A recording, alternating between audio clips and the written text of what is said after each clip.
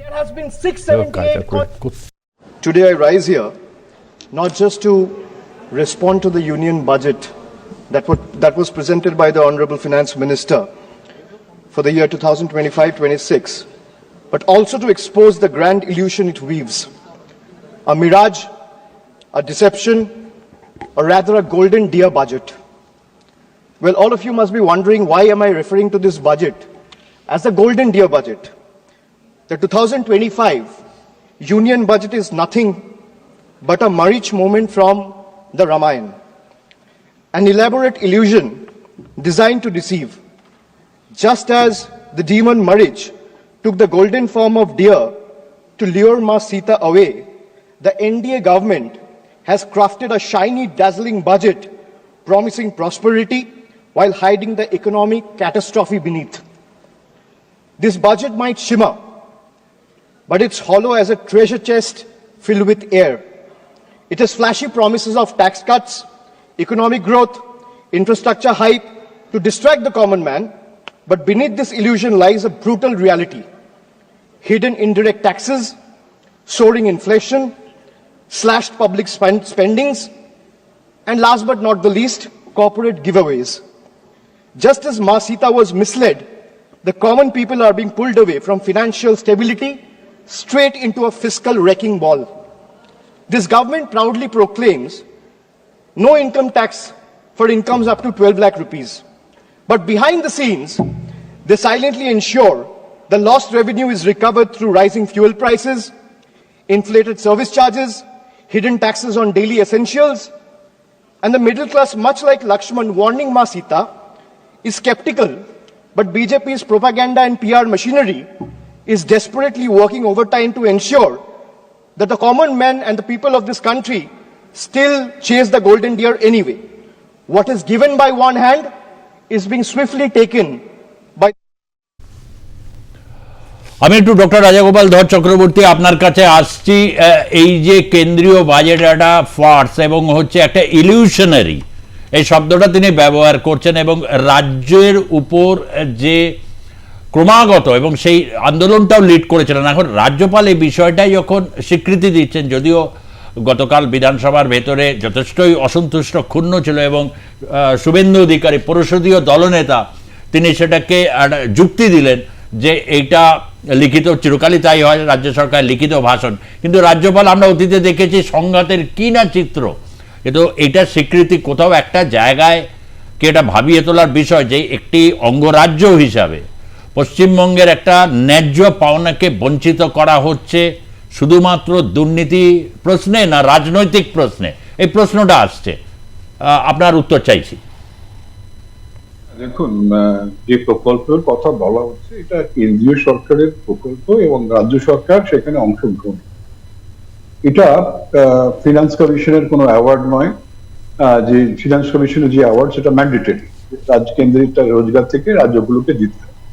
এটা কোনো ম্যান্ডেটরি নয়, এটা হচ্ছে যে MNREGA বলুন, তার শর্ত আছে, তার MNREGA অ্যাক্টে পরিষ্কার বলে দেওয়া আছে কে কত টাকা দেবে এবং তার শর্ত কি।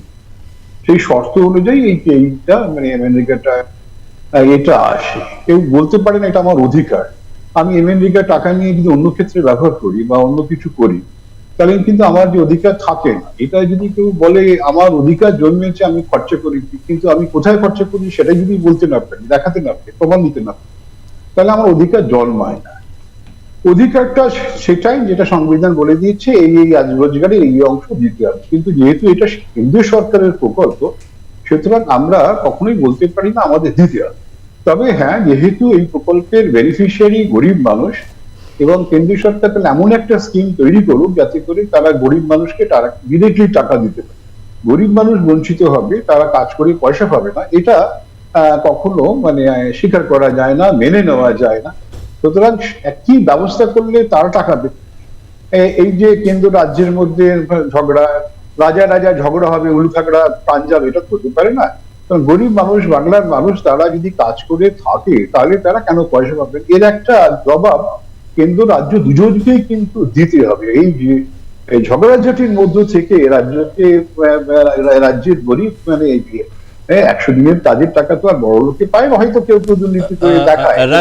রাজাদা, আপনি বললেন না কেন্দ্র রাজ্য উভয়ই জবাব দিচ্ছে, রাজ্য তো বারবার বলেছে, সে তো জবাব দিচ্ছে, সে বলছে যে আমার হকের টাকা পাওয়া যাচ্ছে না, কেন্দ্র বলছে হিসেবটা প্রপারলি হচ্ছে না, বলে এর সলিউশনটা তাহলে কোথায়? কেন্দ্রের প্রতিনিধি আছে, তিনি তার জবাব কি দেবেন জানি না, আমি কারোর প্রতিনিধি নেই।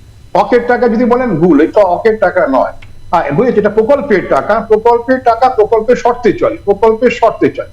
আমি কেন্দ্রীয় সরকারের নানান প্রকল্পে কাজ করেছি, আমি যদি তাদের প্রকল্পে কোনো কন্ডিশন মিস করি, টাকা ওরা কেড়ে নিয়েছে, স্বাভাবিক, এটা আমার হকের নয়। ওরা আমায় টাকা দিচ্ছে, আমি ওদের সাথে কাজ করবো, এটা যদি আমি বলি এটা হকের টাকা দিয়ে দাও, এটা ভুল ধারণা, ভুল বার্তা, এই ধরনের কথাবার্তা আমি কোথাও বলি না। তবে আমি আমার যেটা পরিষ্কার বক্তব্য, গরিব মানুষ টাকাটা পাচ্ছে, এবং তোমার যদি দুই রাজা ঝগড়াতে গরিব মানুষ কেন মার খাবে, এইটা তারা যদি কাজ করে থাকে, 100 দিনের কাজ করে থাকে, কাজ নাও করলে তাদের একটা কিন্তু যে আমাদের যে কর্মসংস্থানের পরিস্থিতি, তাদের চাকরি নেই, তারা এর উপরই ভরসা করে সংসার চালায়। সুতরাং তারা কি করে কাজ করতে আগে রোজগারটা পেতে পারে, সেই একটা সিস্টেম কেন্দ্র রাজ্য উভয়কে মিশেই করতে হবে। এখানে ঝগড়াঝাটি করলে গরিব মানুষ বঞ্চিত হবে, এটাই হচ্ছে আমার বক্তব্য, আর কোনো বক্তব্য।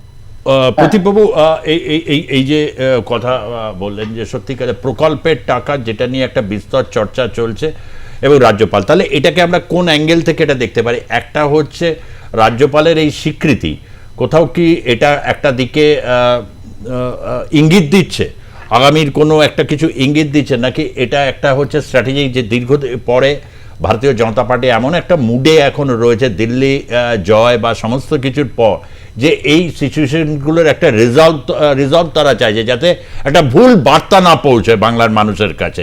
ঠিক কিভাবে আমরা এটা দেখব? দেখুন, প্রথমেই আমার মনে হয় যে আপনি অনুষ্ঠান শুরু করলেন বিরোধী দলনেতার একটা বাইট দিয়ে। তো আমার মনে হয় আমাদের মাননীয় রাজ্যপাল অত্যন্ত খুবই একজন প্রাজ্ঞ ব্যক্তি, এবং সংবিধান উনি খুব ভালোভাবে জানেন, এবং কোন বক্তব্যের কি রিপারকেশন হবে সেটাও উনি ভালোভাবে জানেন। ফলে আপনি যে লিখিত বক্তৃতাটি যেটা আমরা সবাই পেয়েছেন আপনারা, সেটা কি প্রত্যাহার করা হয়েছে রাজ্যপালের অফিস থেকে? এইটা হচ্ছে প্রথম কথা। যদি ভুলবশত রাজ্যপাল, এটা রাজ্যপালের যে চারিত্রিক বৈশিষ্ট্য আমাদের, তার সঙ্গে যায় না, যে উনি ভুল করে না দেখে